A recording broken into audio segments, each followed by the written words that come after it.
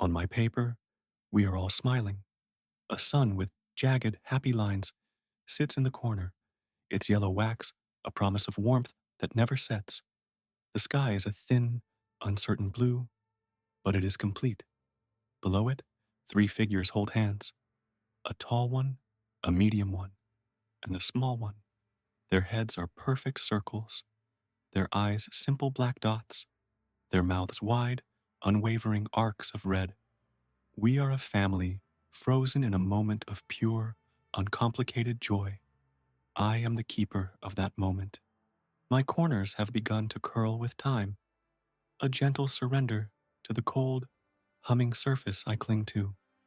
The wax of the crayons has grown dull, a fine film of kitchen grease and settled dust coating the once vibrant colors. Like a cataract over a memory, I am held in place by a single, indifferent magnet, a plastic apple that has lost its shine. From my vantage point, I have mapped the geography of this room.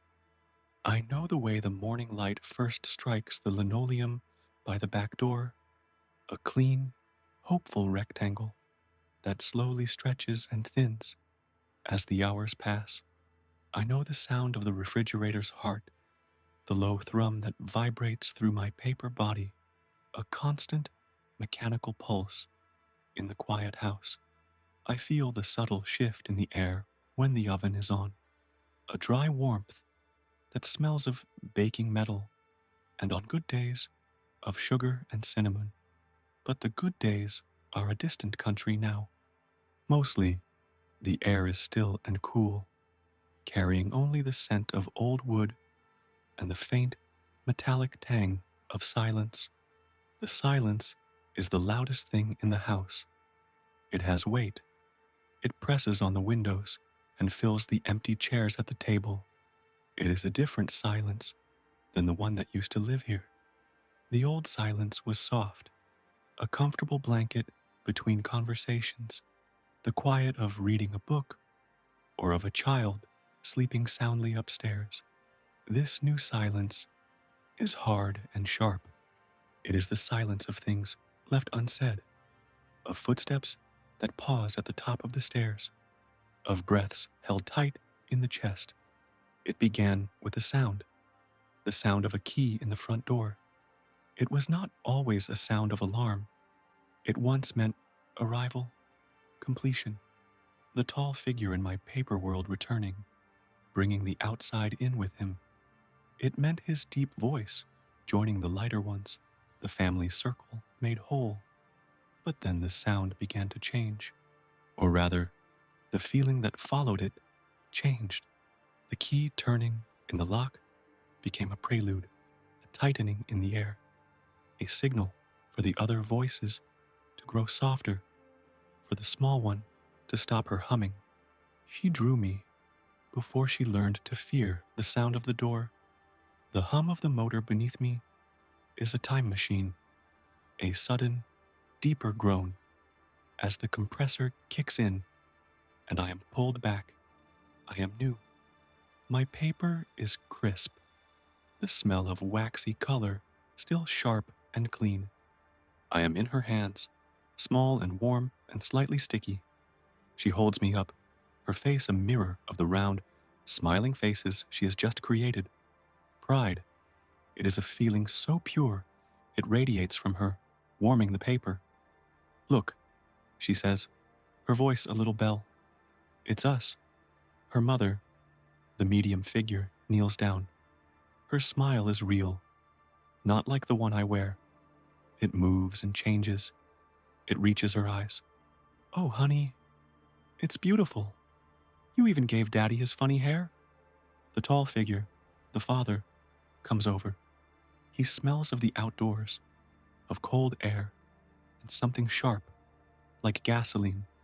He lifts the girl into the air, and she squeals with a joy so explosive, it feels like the whole house is laughing with her. He is smiling too. He takes me from her, his large thumb brushing against my sun. This is a masterpiece, he declares. It goes in the most important place. And he walks to the humming, white giant chooses the perfect spot at the girl's eye level, and presses the plastic apple magnet over my sky. I am installed. I am a monument to this perfect moment. For a long time, this was my reality. I watched the family move around me, a living extension of the world I held. I saw the girl grow taller, her eye level slowly rising above mine. I heard the music they played on the radio, the news on the small television in the corner, the endless, gentle rhythm of a life being lived. The dialogue was a symphony of the mundane.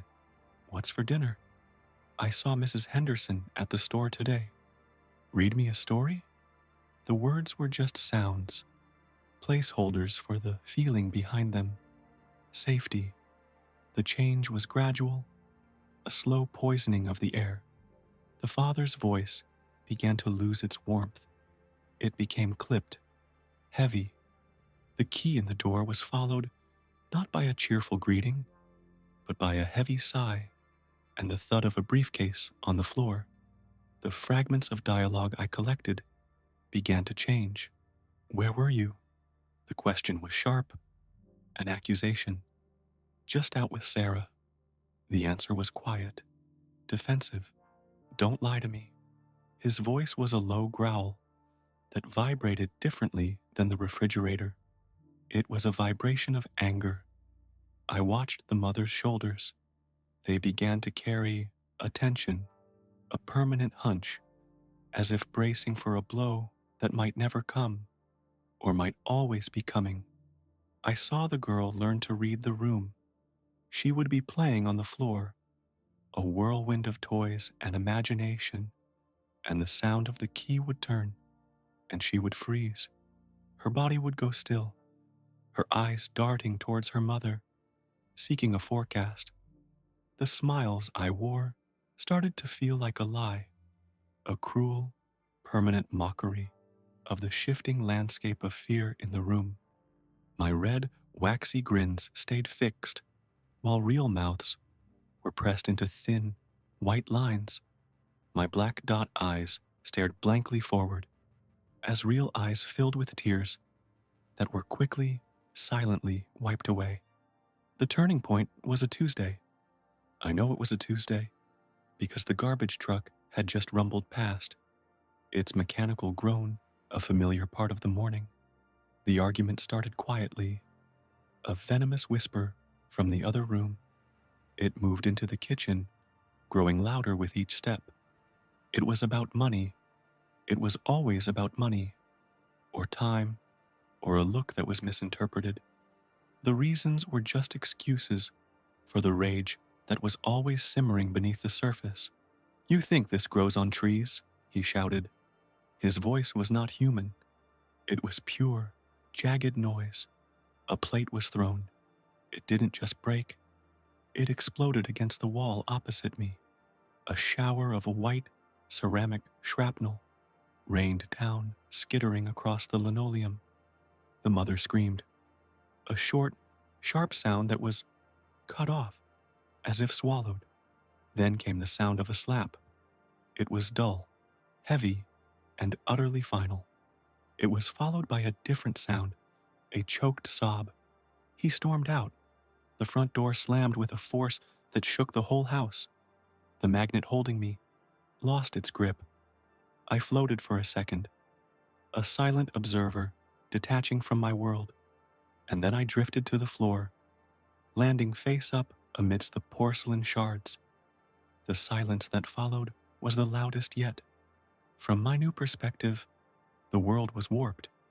I saw the underside of the table, the dust bunnies clinging to the legs of the chairs. I saw the mother, her back to me, her body shaking in great, silent waves. Then I saw the girl. She crept into the room, a small ghost. She saw the broken plate. She saw her mother. And then she saw me. She walked over, her small sneakers avoiding the sharpest pieces, and knelt down. A tear, a single, hot drop, fell from her eye and landed directly on the smiling face of the tall figure. The wax smudged. The red mouth bled into the white paper. The smile was broken.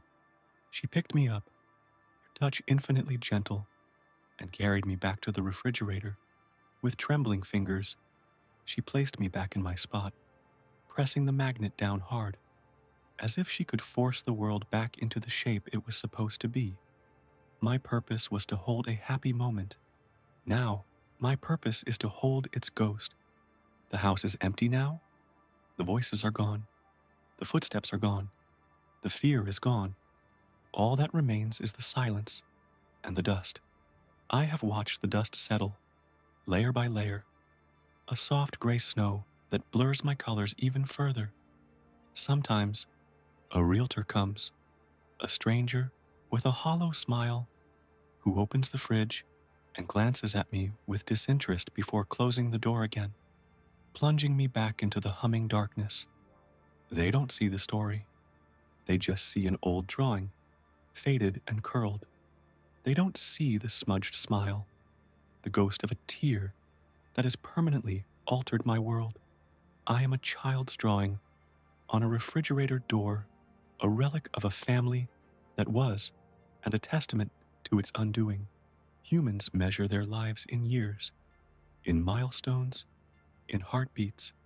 I measure time in layers of dust, in the slow decay of paper, in the unchanging expression of a smile drawn in a moment of love, now witnessing an eternity of absence.